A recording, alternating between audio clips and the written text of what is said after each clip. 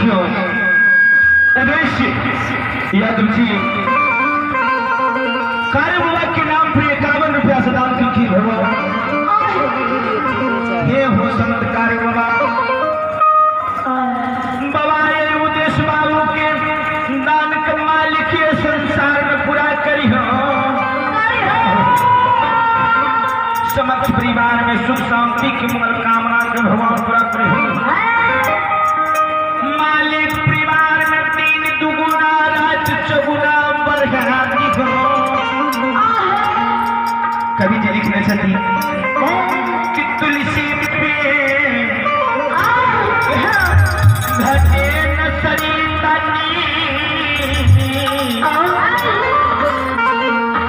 दाम दियो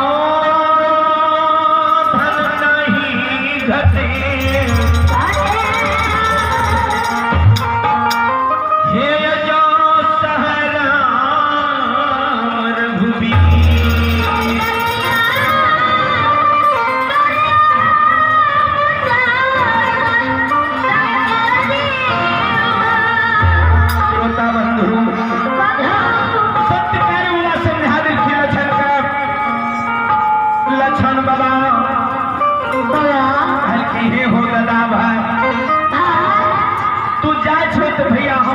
याद रखी हो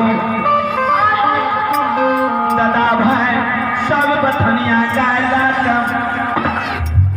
बलवान से मैना महबूरा से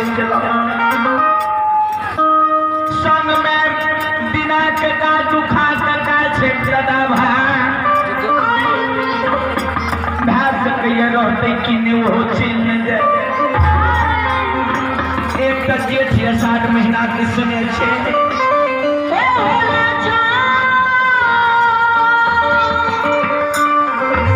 चंदी मुखिया जी की ओर से दादा भाई याद रखी हो श्रवण मुखिया जी की कल के लक्ष्मण रे लक्षण हम तोहर याद को ना भूला है वो तो नहीं भूला भी है तू काय लाज नहीं जी है बलवान मैं नाम महपुरान नहीं कल के दादा भाई दीजिए में संस्कार बाबा कामोर लाल खीन दूध से बाहर लाल श्रोता भगवान पल में पड़ले करे छथिन विधि में संस्कार बाबा रोता धाम तक पहुंच गेलै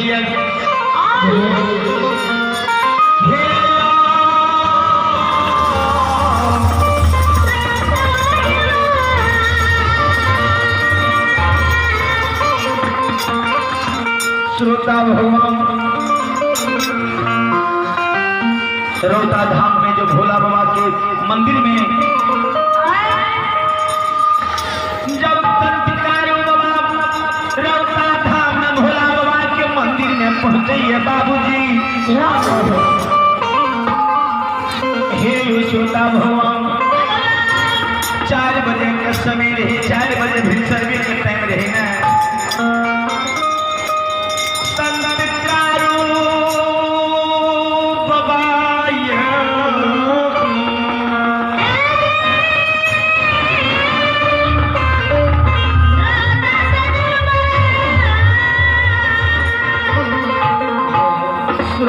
भगवान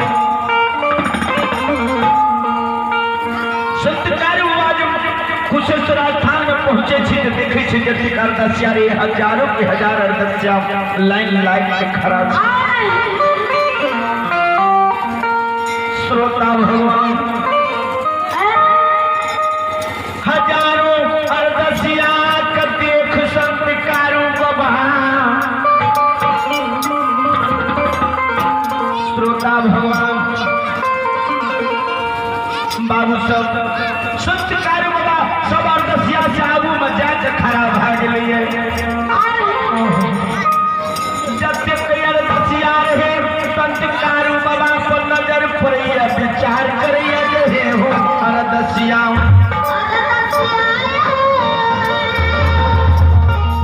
सब बढ़िया विचार करे छे जे देखो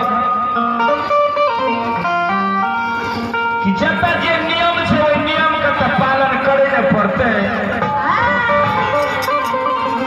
जबरदस्तिया लाइन लग के खड़ा है ठीक अढ़िए रात में 4 बजे में